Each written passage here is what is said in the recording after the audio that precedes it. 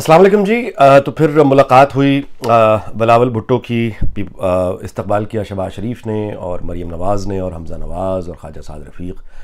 बिलावल भुट्टो और उनका वक्त जो है वो मिलने गया, वो प्रेस कॉन्फ्रेंस आपने सुन लिया। अच्छा, अब इसमें दो बातें जो सामने आई हैं वो ये हैं कि तफसीलात जो हैं वो इनकी जो लॉन्ग मार्च वाली बात है वहाँ पर तो इनकी कोई अंडरस्टैंडिंग नहीं हुई, कोई ऐलान नहीं हुआ कि ये इकट्ठे कर रहे हैं, अलग-अलग कर रहे हैं, अभी तक अलग-अलग ही कर रहे हैं। और दूसरा जो भी सामने है वो ये है कि तहरीक अदम एतमाद लानी ज़रूर है, इस पर इत्तफाक हो गया है, लेकिन उसका कोई ऐलान नहीं किया गया। इसका मतलब ये है कि ये इस मुलाकात को, यानी शहबाज शरीफ और बिलावल भुट्टो, ये इन दोनों को, ये असल में दोनों ही अपनी अपनी जमातों में सेकंड टियर की क़यादतें हैं। यानी यहाँ शहबाज शरीफ मरीम नवाज़ के ऊपर नवाज शरीफ हैं, वहाँ बिलावल भुट्टो के ऊपर आसिफ जरदारी हैं। तो ये जो भी, यानी इसको आप कोई फाइनल तो ये हो ही नहीं सकता ना। यानी ये जो वफ्द मिले हैं और जो भी कुछ उन्होंने तय किया है, दोनों ने जाहिर है कि अपने अपने ऊपर से अप्रूवल्स लेनी है। बिलावल भुट्टो ने आसिफ जरदारी से अप्रूवल लेनी है और शहबाज शरीफ ने, जैसा उन्होंने कहा, नवाज शरीफ से अप्रूवल लेनी है। तो ये यानी जो फाइनल कोई एग्रीमेंट होगा इनका, यानी कि मौजूदा हुकूमत के खिलाफ इन्होंने क्या लाहे अमल इख्तियार करना है, वो फाइनल तब होगा जब तक ये दोनों आकर ऐलान नहीं करते। उन दोनों का कोई ऐलान नहीं है, इसका मतलब ये इब्तदाई तैयारी है। अच्छा, देखें, इस पे मैं आपको इतनी गुजारिश करूं कि वो आसिफ जरदारी हों या वो नवाज शरीफ हों, जाहिर है कि ये लोग तो बराह रास्त इन्वॉल्व है ना। इनका तो बराह रास्त आप यहीं डायरेक्ट यानी एक लॉस है या डायरेक्ट बेनिफिट है। अवाम की तो ज़ाहिर तकलीफ अपनी जगह, लेकिन ये तो बराह रास्त बेनिफिशरी होंगे ना, या लूजर्स होंगे। तो इसमें तो हमें शक नहीं करना चाहिए कि वहाँ बेचैनी में कोई कमी है कि मौजूदा हुकूमत से किस तरह से छुटकारा पाया जाए। लेकिन इनकी आपस की जो ये है ना कि अच्छा, इमरान हुकूमत तो चली गई मिसाल के तौर पे, आगे क्या होगा, यही सवाल है ना, ये इंपॉर्टेंट सवाल है। और वो जो नया वज़ीर आज़म वो किस जमात से होगा, काबीना में कौन होगा, फिर ये कि नई हुकूमत जो है वो मौजूदा असम्बली की जो मुद्दत है वो पूरी होने तक रहेगी, ये नई हुकूमत जो है वो इलेक्शन में जाएगी। ये है वो बुनियादी सवाल जहाँ पे अंडरस्टैंडिंग अभी होना बाकी है, यानी ऊपर वाले लेवल पे, यानी नवाज शरीफ और आसिफ जरदारी वाले लेवल पे, वो अभी तक नहीं हुई।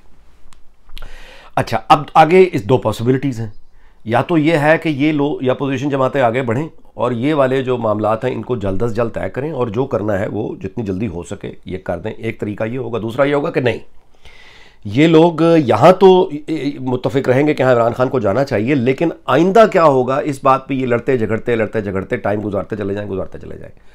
और अगर ये रास्ता अपनाएंगे, पहला वाला रास्ता होगा तो वो तो ठीक है, दूसरा वाला रास्ता अगर अपनाएंगे तो उसका एक नतीजा ये निकल सकता है कि लोगों में छाई हुई बदमनी यानी मायूसी, वो जो उम्मीद है पीपल्स पार्टी से या नवाज शरीफ से, वो अगर उन्हें टूटती हुई नज़र आई तो फिर बाज़-औक़ात इस तरह के हालात क्रिएट हो जाते हैं। देखें, वैक्यूम तारीख़ में कभी नहीं रहता, तो इस तरह के हालात पैदा हो जाते हैं जो फिर वो एक यानी कोई ऐसा वाक़या कि वो एक नई लीडरशिप ही उभर के सामने आ जाए और लोग उसको मसीहा जान लें जो उनके यानी साथ लीड करने की यानी कैपेसिटी भी रख रहा है, ऐलान भी कर रहा है, तो वो और मुश्किल आ जाएगी। लिहाजा जो भी इनको करना है अपोजिशन को, ये जानकर करना है कि अब बड़े मकसद के लिए छोटी छोटी बातों पर लड़ेंगे अगर ये, तो उससे बड़ा मकसद इनका पीछे चला जाएगा और ये सब के सब लूजर्स हो जाएंगे। आगे चलते हैं। हमारा जो मौजूदा हाल पाकिस्तान का है, हमें अल्लाह का शुक्र अदा करना चाहिए कि ये नेशन स्टेट का ज़माना है, और ये भी अल्लाह का शुक्र अदा करना चाहिए कि पाकिस्तान बाकायदा रियासत है, यूनाइटेड नेशंस की मेंबर भी है, और पाकिस्तान के पास एक ऐसी फ़ौज है जो बहरहाल बड़ी दुनिया की बड़ी फ़ौजों में से है।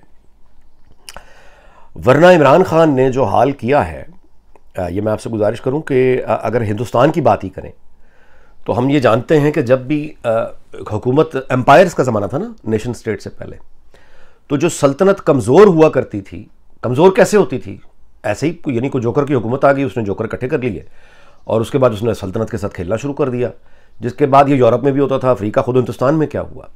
तो उसके बाद होता ये था कि वो यानी प्रोडक्टिविटी ख़त्म होती थी, अदल ख़त्म होता था, जुल्म शुरू होता था, और दिवालिया होने के जाने सल्तनतें चल पड़ती थीं, उधार पे चलना शुरू हो जाती थीं, अपने ही लोगों को मज़ीद पीस के मज़ीद पैसा इकट्ठा करती थीं, और गवर्नेंस और हुक्मरानी की बुरे होने की वजह से फ़ौज बददिल हुआ करती थी, और यही बदअमनी, और जैसे ही ये सूरत हाल पैदा होती थी तो साथ में हमसायों में कोई ना कोई हमला करके कब्जा कर लिया करता था।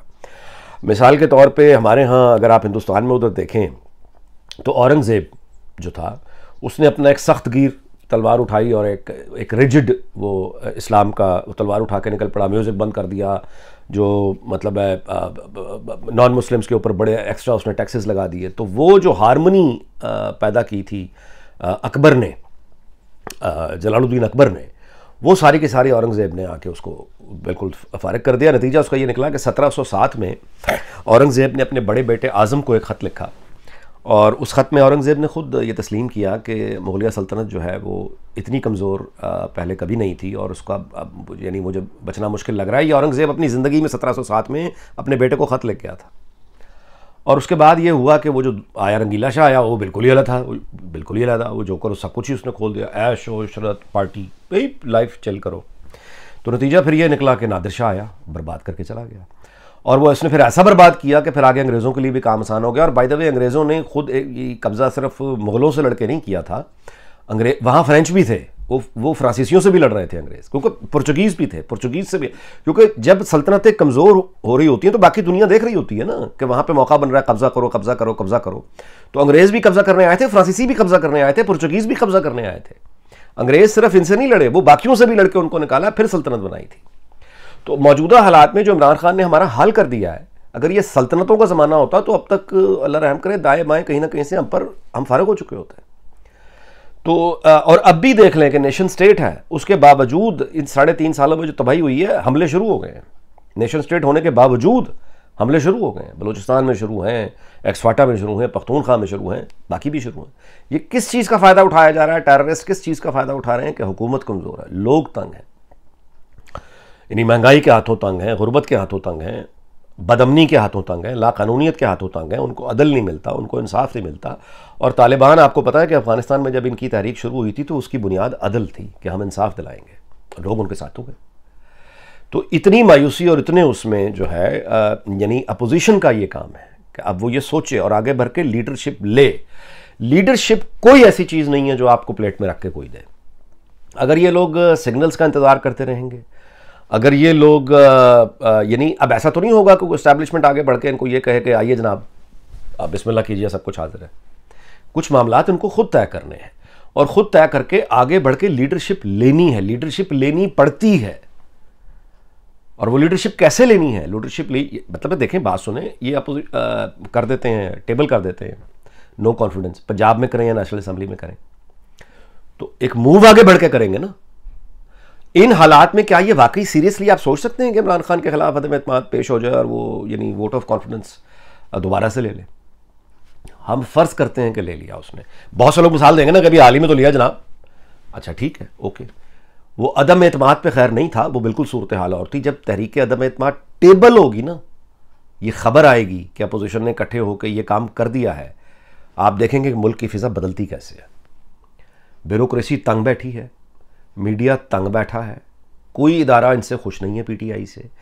लेकिन जब अपोजिशन इनिशिएटिव ही नहीं लेगी बल्कि इंतज़ार करती रहेगी कि कहीं से कोई सिग्नल आ जाए, तो फिर तो आई एम सॉरी, फिर शिकायत एस्टेब्लिशमेंट से नहीं करना बनता, फिर शिकायत तो अपोजिशन से करना बनता है।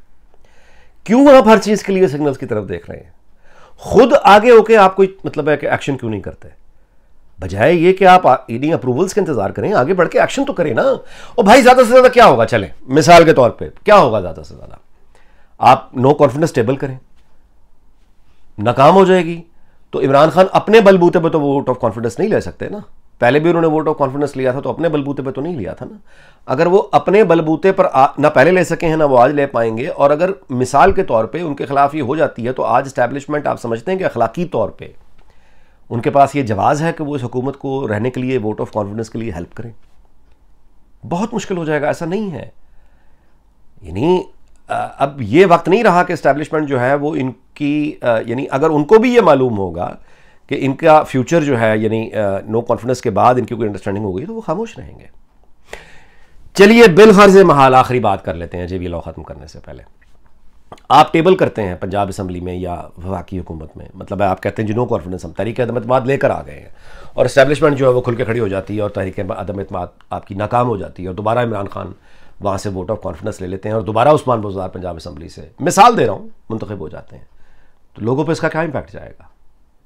आपके हक में जाएगा, अपोजिशन के हक में जाएगा, या पीटीआई के हक में जाएगा और एस्टैब्लिशमेंट के हक में जाएगा?